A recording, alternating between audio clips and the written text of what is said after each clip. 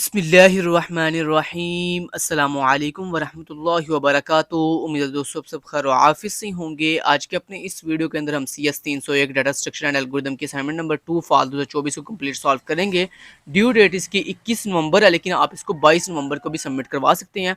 इसके अंदर आपने सिर्फ ओनली .cpp एक सिंगल फाइल सबमिट करवानी है। .cpp मतलब जो आपकी कोडिंग वाली फाइल होती है। अब दोस्तों इस असाइनमेंट को करना आपने कैसे है वो बता देता हूँ, बजाय इसके कि मैं ये सारा कुछ रीड करूँ और आपको वो सारा कुछ बताऊँ, तो मैं पहले ही आपको सारा कुछ मेन जो है वो बता देता हूँ यहाँ पे। चलें इसको चीज़ों को छोड़ें, लेकिन एक चीज़ है दोस्तों, ख्याल रहे यहाँ पे आउटपुट आपकी सैंपल आउटपुट की तरह आनी चाहिए। मतलब जैसे सर की आउटपुट आई है ना, ये देखो जैसे 1291 है ना, तो ये देखो सर ने पहले रिवर्स इसको सर इंसर्ट नहीं कर रहा है। ये देखो तरतीब से सर इंसर्ट करें। देखो अगर 1291 है ना, देखो 1 पहले इंसर्ट हुआ है, फिर 2 इंसर्ट हुआ है। बहुत से लोग आपको कैसे का सोल्यूशन देंगे, मतलब वो इसको रिवर्स ऑर्डर में मतलब इंसर्ट कर रहे हैं। मतलब 9 को 1 को पहले इंसर्ट करेंगे, फिर 9 को, फिर 2 को, फिर 1 को। ऐसा नहीं करना दोस्तों। जैसे सर ने कहा मैंने सैंपल आउटपुट दिखाई है, आपकी भी सैंपल आउटपुट ऐसे की ही होनी चाहिए। ठीक हो गया जी। ये देखो सर ने 3 सैंपल दिखाए हैं आपको, मतलब डिफरेंट इनपुट्स देकर। तो आपकी भी सैंपल आउटपुट ऐसे की ही होनी चाहिए। तो इंशाल्लाह हमारी जो 100% इसके साथ मैच करती है। तो चलते हैं और आपको बताता हूँ कैसे आपने इस असाइनमेंट को सॉल्व करना है। सबसे पहले दोस्तों आपने करना ये है कि आपने सबसे पहले डेव सी प्लस प्लस जो IDE है उसको डाउनलोड और इंस्टॉल कर लेना है। डिस्क्रिप्शन के अंदर लिंक मैंने दे दी है। अगर आपके पास पहले से डाउनलोड और इंस्टॉल है तो बहुत बहुत अच्छी बात है। अगर नहीं है तो वीडियो के डिस्क्रिप्शन के अंदर लिंक है, वो मेरी वीडियो वॉच करके आप complete Dev C plus plus को डाउनलोड और इंस्टॉल कर लो।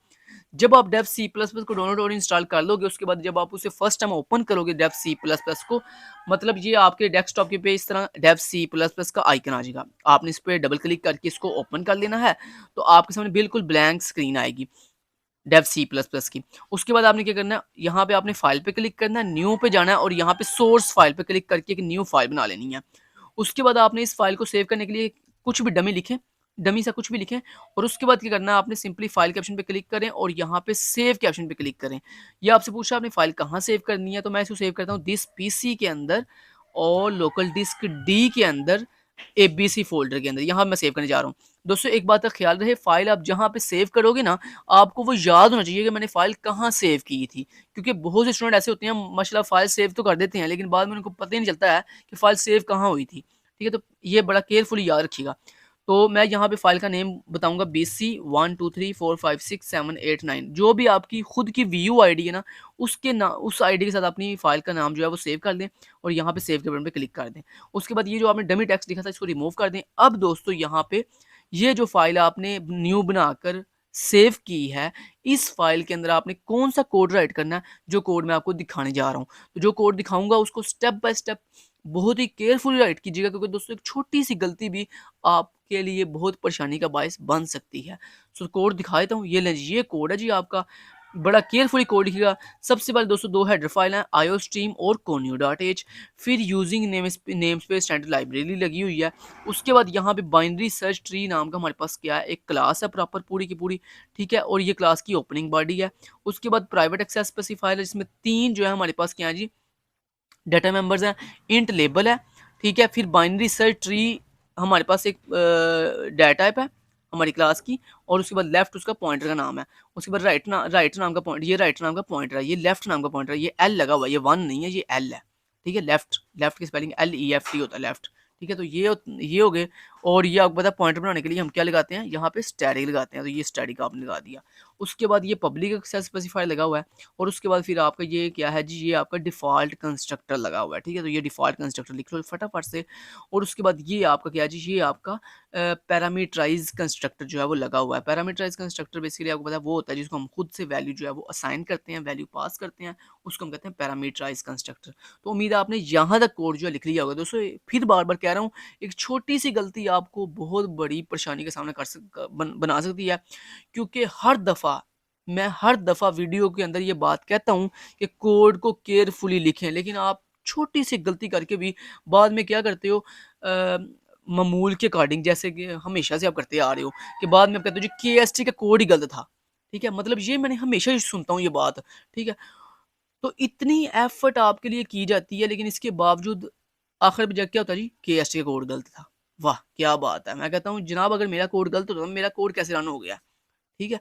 ये देखो मैं आपको छोटा-सा देखना ज़रा एक एक सिनेरियो दिखाता हूँ। ये देखो फ़र्ज़ करो मैंने यहाँ पे ना ये एस का ना गलती से मैंने लगा दिया स्मॉल एस। कैपिटल एस था, मैंने गलती से स्मॉल एस लगा दिया। अब देखो मेरी नज़र में ये कोई बड़ी गलती नहीं है, लेकिन ये बहुत बड़ी गलती है। देखना ज़रा अब, मैंने हालाँकि स्पेलिंग गलत नहीं लिखी है, स्पेलिंग सही है, लेकिन मैंने सिर्फ़ कैपिटल एस की जगह पे स्मॉल एस लगा दिया। अब आपकी यही यही गलतियाँ होती हैं, कभी आपकी स्पेलिंग गलत होती हैं, कभी आपके कैपिटल की जगह पे स्मॉल लगा देते हो, कभी स्मॉल की जगह पे कैपिटल लगा देते हो, कभी कुछ, कभी कुछ। ठीक है, कहाँ पे जहाँ जहाँ पे स्पेस देनी थी, वहाँ पे स्पेस नहीं दी, ठीक है, जहाँ पे नहीं देनी, वहाँ पे स्पेस दे दी है। तो मतलब अजीब ही बातें हैं। अब मैं देखना इसको कंपाइल करूँगा ना, तो देखो कंपाइल नहीं होगा। ये देखो ज़रा कितने एरर आ गए हैं, ये देखो ज़रा। एक छोटी-सी गलती मैंने की है सिर्फ़, ये देखो मैंने सिर्फ़ कैपिटल एस को रिमूव करके स्मॉल एस लगाया और ये देखो कितने एरर आ गए हैं। ये देख देख रहे हो? 33 एरर आ गए हैं। ये देखो ज़रा, एक छोटी-सी गलती की वजह से। और यही आप भी ब्लंडर करते हो। फिर बाद में आप कहते हो यार मैंने तो बिल्कुल डिट्टो कॉपी केएसटी की तरह फॉलो किया है। हालाँकि ये नहीं पता कि अपनी खुद की गलती थी कि सर्च के अंदर आपने कैपिटल एस को स्मॉल एस सिर्फ़ कर दिया। उस स्मॉल एस की वजह से आपको इतनी बड़ी परेशानी हो रही है कि मतलब अब आपको समझ ही नहीं आ रही कि कहाँ-कहाँ एरर है। ये देखो अब आपको मतलब वो अब बता रहा है कि 33 एरर हैं। अब आप कहोगे यार मैंने सारा कोड केएसटी की तरह किया है, 33 एरर आ गए हैं। वाह! ये क्या बात हो गई। तो फिर आप ढूँढते हो वन बाय वन, अच्छा यहाँ पे भी एरर है, यहाँ पे भी एरर है, केएसटी का तो कोई एरर नहीं आया। मेर इसका मतलब है केएसटी ने ड्रामा किया है। केएसटी ने जो है कोड यहाँ तो गलत दिया है, यहाँ उसने बड़ी सी चीज़ें हमसे हाइड की हैं। ठीक है? फिर बाद में आपकी ऐसी ही बातें होती हैं। ठीक है? हालाँकि केएसटी ने अल्हम्दुलिल्लाह आज तक मैंने अपनी किसी वीडियो के अंदर आपको कोई चीज़ आपसे हाइड नहीं की, कोई भी चीज़। या कभी मैंने अपनी इस तरह की बगैरती नहीं दिखाई है, बाकी यूट्यूबर्स की तरह के मतलब लाइक मैं जो है ना वो कुछ थोड़ा-सा कोड गलत कर दूँ। मतलब अपना कोड सही लिख लूँ और आपको दिखाऊँ तो थोड़ा-सा कोड गलत कर दूँ जानबूझ के कि आप मुझसे पेड मस्ट बनवाओ। हालाँकि मेरी ऐसी कोई इंटेंशन नहीं होती कि आप मुझसे पेड के लिए राब्ता करो। ठीक है? जिसने मुझसे पेड करवाना है, मुझे उसने अल्हम्दुलिल्लाह करवाना ही करवाना है, ठीक है? जिसने नहीं करवाना, उसने नहीं करवाना, ठीक है?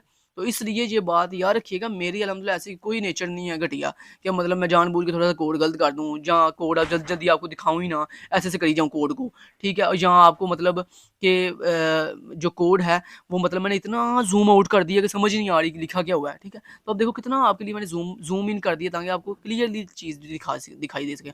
अब देखना मैंने स्मॉल एस था, इसको कैपिटल एस किया, देखो सही सही हो जाएगा। अब देखना मैं कंपाइल करूँगा ये सही चलेगा, ठीक है?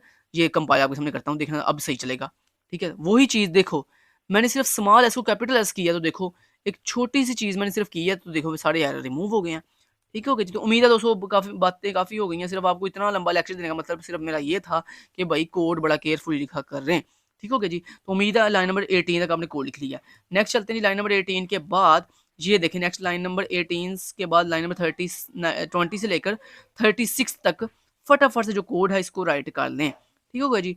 तो ये आपके सारे के सारे सेटर फंक्शंस लगे हुए हैं। ठीक है? ये सारे सारे सेटर फंक्शन लगे हुए हैं और उसके बाद यहाँ से आपके गेटर फंक्शन स्टार्ट होने जा रहे हैं। तो उम्मीद है आपने लाइन नंबर 36 तक वीडियो पॉज़ करके लाइन नंबर 36 तक जो कोड है इसको राइट अच्छे से कर लिया होगा। अब नेक्स्ट चलते हैं लाइन नंबर 37 से लेकर लाइन नंबर 49 तक फटाफट से कोड जो है वो राइट करें, कोई मिस्टेक नहीं करनी, कोई ब्लंडर नहीं करना। तो ज़ूम मैंने किया हुआ है अच्छे से आपके लिए, तो ईज़िली हर चीज़ दिखाई दे रही है। ये जहाँ-जहाँ लेफ्ट है ना ये एल लगा हुआ है, मैं बार-बार कह रहा हूँ, बहुत से बच्चे यहाँ पे एल की जगह पे 1 लगा देते हैं, ठीक है? ये एल है भाई, लेफ्ट लिखा हुआ है, ठीक है? इतना तो यार आप कॉमन सेंस आपकी भी काम करनी चाहिए कि ये क्या लिखे बंदे को स्पेलिंग पढ़ के समझ आ जाती है, अच्छा कि ये लेफ्ट लिखा हुआ है। ठीक है जी? अच्छा जी, इतना हो गया जी। अब देखो जैसे ये देखो ये गेट लेफ्ट है। गेट लेफ्ट के अंदर देखो गेट सारा स्मॉल है और लेफ्ट का एल कैपिटल है, लेकिन को बहुत से बच्चे क्या करेंगे वो गलती से यहाँ पे स्मॉल एल लगा देंगे। ठीक है? तो ये चीज़ें नहीं करनी काइंडली आपने। ठीक है? ये बड़ा केयरफुली इसको लिखना है। अच्छा यहाँ तक उम्मीद है आपने लाइन नंबर 49 तक लिख लिया। नेक्स्ट चलते हैं लाइन नंबर 49 के बाद ये है जी हमारा इंसर्ट फंक्शन। जल्दी-जल्दी इसको नोट कर लें। लाइन नंबर 51 से लेकर लाइन नंबर 67 तक जो कोड है इसको फटाफट से राइट कर लें। ठीक है? कोई ब्लंडर नहीं, कोई मिस्टेक नहीं। तो वीडियो पॉज़ करें, उसको राइट कर लें। उम्मीद है आपने यहाँ तक कोड 67 तक उम्मीद है राइट कर लिया कोड वीडियो पॉज़ करके। अच्छा वीडियो पॉज़ कर लिया करें। अच्छा उसके बाद ये देखें नेक्स्ट आपका यहाँ तक लाइन नंबर 82 तक जल्दी-जल्दी कोड राइट कर लें। ये इनसर्ट फंक्शन यहाँ पे आपका एंड हो रहा है। उसके बाद ये डिस्प्ले फंक्शन जो आपकी वैल्यू डिस्प्ले कर रहा है इन ऑर्डर के अंदर, ठीक है? इन ऑर्डर डिस्प्ले कर रहा है, ठीक है? तो उम्मीद है लाइन नंबर 82 तक आपने कोड लिख लिया। नेक्स्ट चलते हैं जी लाइन नंबर 82 के बाद ये देखें लाइन नेक्स्ट ये आपका मेन फंक्शन लगा हुआ है, तो इसको फटाफट से लिख लें। ये आपका मेन का फंक्शन है और ये देखो ये मेन का फंक्शन आपने ऐसे ही करना है, ठीक है? कोई आपने लंबा चौड़ा काम नहीं था करना है। ये देखो मैंने इसके ऊपर बड़ी यार एफर्ट की है, ठीक है? ये सर सर जैसी सेम सैंपल आउटपुट बनाने के लिए जो है माइंड लगाया है इसके ऊपर, ठीक है? ऐਵੇਂ ही नहीं मतलब मुँह उठा के नहीं बन गई, बड़ा इसके ऊपर मेहनत हुई है, ठीक है। तो ये हो गया जनाब, ये कोड उम्मीद है कंप्लीट हो गया। 100 लाइंस का कोड था, तो उम्मीद है आपने ये पूरा कोड राइट कर दिया। कुछ इस तरह से आपने ये पूरे का पूरा जो कोड था वो इस तरह से आपने इस न्यू फाइल के ऊपर ऐसे राइट कर लिया होगा, ठीक है। कोड मैंने आपको सारा दिखा दिया। अब आपने क्या करना है, इसको कंपाइल करना है। तो कंपाइल करने के लिए कंपाइल रन के ऊपर क्लिक करें तो ये होगा कंपाइल। तो ये देखें जनाब, आपकी सैम्पल आउटपुट आ गई है यहाँ पर, ठीक है। अब आपने यहाँ पे थोड़ी चेंजिंग करनी थी। ये एक मिनट है, यहाँ पे एक छोटी सी, हाँ ठीक है, ये बिल्कुल ठीक दिखा रहा है। अच्छा जी, यहाँ पे एक चीज़ कर देता हूँ मैं पहले आपको। ये देखें ज़रा, एक छोटी सी गलती मैंने की है यहाँ पे, मैंने भी, वो मैं आपको बताता हूँ आपने इसको करेक्ट कैसे करना है। तो करेक्ट दोस्तों आपने इस तरह से करना है कि ये ना आपने यहाँ पे कोशिश करें ये वैल्यू कंप्लीट डिस्प्ले करें, क्योंकि यहाँ पे देखें नम आईडी के अंदर वैल्यू थी 0001, जिसकी वजह से वो डिस्प्ले कर रहा था 1, ठीक है। तो आपने अगर करना है तो इसको इस तरह से अरे की फॉर्म में भी डिस्प्ले कर सकते हैं, लेकिन खैर ऐसे भी आप देख सकते हो, कोई इशू वाली बात वैसे नहीं है, ठीक है। करना तो वैसे भी कर लीजिएगा, नो इशू, ठीक है। उसके लिए मैं चले वो भी तरीका बताता हूँ, अगर आपने वो करना तो वो कैसे करोगे आप, उसके लिए कुछ इस तरह से आप करोगे। ये देखो, वो बताऊँ आपको कैसे करना है। आपने सिंपली आप नम आईडी हटाकर आपने इस तरह सी आउट लगाइएगा और उसके बाद लिखिएगा डिजिट डिजिट डिजिट्स डिजिट्स, और डिजिट्स के बाद आपने लिखना है ऐसे एरो एरे, और एरे के अंदर एरे ऑफ 0। ऐसे फिर आपने क्या करना है, इसको कॉपी करो और पेस्ट करते जाओ, मतलब 4 दफ़ा इसको पेस्ट कर लो, ठीक है। ये दिखाऊँ आपको, ये देखो ज़रा, ये पेस्ट किया, फिर ये ऐसे करके पेस्ट कर दिया, ठीक है। फिर ये ऐसे करके पेस्ट कर दिया, लास्ट में सेमीकोलन लगा दिया। देखो अब दिखाऊँ आपको, यहाँ पर आ जाएगा डिजिट्स 0, यहाँ पे डिजिट्स डिजिट्स डिजिट्स डिजिट्स होता है डिजिट्स 1, और यहाँ पे आ जाएगा 2, और यहाँ पर आ जाएगा 3, ठीक हो गया। ये लो जी, मैंने आपको ये भी सोल्यूशन बता दिया है। ऐसे कर लो, वो छोड़ दो, नम आईडी वाला छोड़ दो, नम आईडी रिमूव करके ना ये जो मैंने आपको तरीका बताया ना, ऐसे कर लो, ठीक है। अब समझ आ गई ना कैसे मैंने चेंज किया, यहाँ से लास्ट से नम आईडी हटाकर मैंने ये वाली लाइन ऐड कर दी। इससे क्या होगा, अब आपकी सही वैल्यू डिस्प्ले होगी, चाहे आपकी 00 भी है ना शुरू पे, फिर भी आपकी कंप्लीट वैल्यू डिस्प्ले होगी। करके दिखाऊँ, ये देखो ज़रा, ये देखो 0001, ठीक हो गया जी।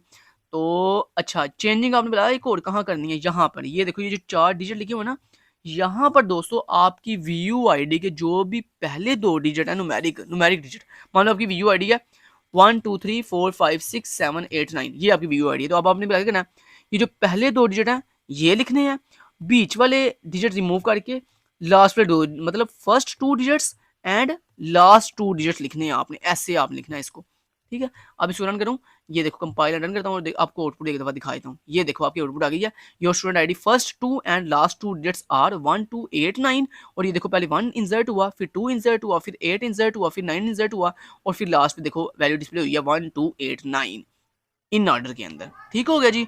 सही सेम वैसी सैंपल आउटपुट है ना जैसे सर ने दिखाई थी, ठीक हो गया जी। ये ले इसको करें बंद अब, और अब आप यहाँ पे कोई भी अपनी 2, मतलब first 2 digits and last 2 digits अपनी वीयूआईडी के, एक बात का ख्याल है अपनी वीयूआईडी यूज़ कीजिएगा, वरना आपको मार्क्स नहीं मिलेंगे, कट हो जाएंगे मार्क्स आपके। तो उम्मीद है ये आपको बात भी समझ आ गई होगी जो मैंने आपको अभी चेंजिंग करवाई है। चलें जी, इतना कर लिया जनाब, ठीक हो गया जी। अच्छा जी, चलें जी, तो ये हमने कर लिया। अब दोस्तों हमने सबमिट क्या करना है वो बता देता हूँ। तो आपने ये फ़ाइल कहाँ सेव की थी? मैंने ये सेव की थी लोकल डिस्क डी के अंदर, लोकल डिस्क डी के अंदर एबीसी फ़ोल्डर के अंदर। ये देखें, यहाँ मैंने फ़ाइल सेव की थी। आपने जहाँ भी सेव की थी ना, वहाँ पे दोस्तों इस तरह 2 फाइल्स आ जाएँगी। ये आपकी EXE फ़ाइल है, आउटपुट फ़ाइल है, इसको आपने डिलीट कर देना है, और ये आपकी जो CPP फ़ाइल है ना, ये आपने LMS पे सबमिट करवानी है, ठीक है? ये देखें, ये CPP फ़ाइल जिस पे लिखा आ रहा है ना CPP, ये आपने LMS पे सबमिट करवा देनी है। Thank you so much till then guys, take care, अल्लाह हाफ़िज़।